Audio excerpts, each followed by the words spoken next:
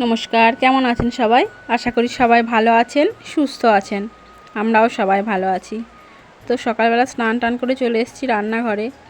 আর এখন এই টিফিনের তরকারিটা মানে জলখাবারের তরকারি আলু চচ্চড়ি বসিয়ে দিয়েছি মুড়ি দিয়ে খাওয়ার জন্য। আর অনেকগুলো জামা কাপড় কেচেছিলাম, সেগুলো শুকোতে দিয়েছি। আর এইখানে ধুতি আছে, ধুতিগুলো একটু উজালা দেবো, তাই উজালা গুলছি বালতিতে।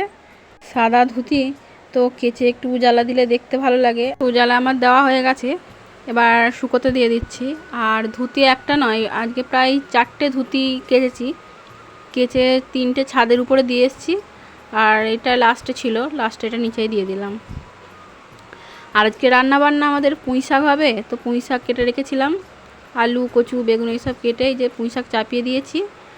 আর এদিকে কড়াইয়ে মাছ ভাজাটাও আরম্ভ করে দিয়েছি। 2টো কড়াই চাপিয়েছি, তো তাড়াতাড়ি হয়ে যাবে আমার। আর কাঠের উনুনে ভাতটা চাপিয়ে দিয়েছি। ভাতটা আমার ওদিকে হয়েও গেছে, আর রান্নাবান্নাও আমার সব হয়ে গেছে।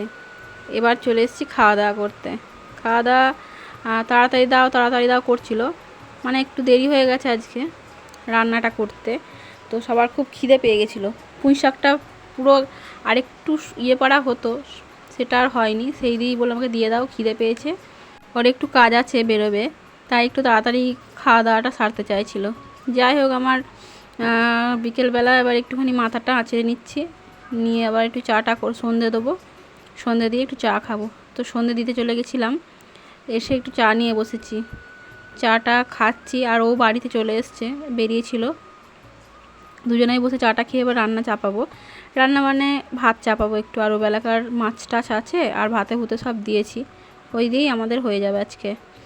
আলু ভাতে, কচু ভাতে, তারপরে ঢ্যাঁড়স ভাতে, এইসব দিয়ে আমাদের হয়ে যাবে। আর মাছের ঝাল আছে, ওই দিয়ে হয়ে যাবে।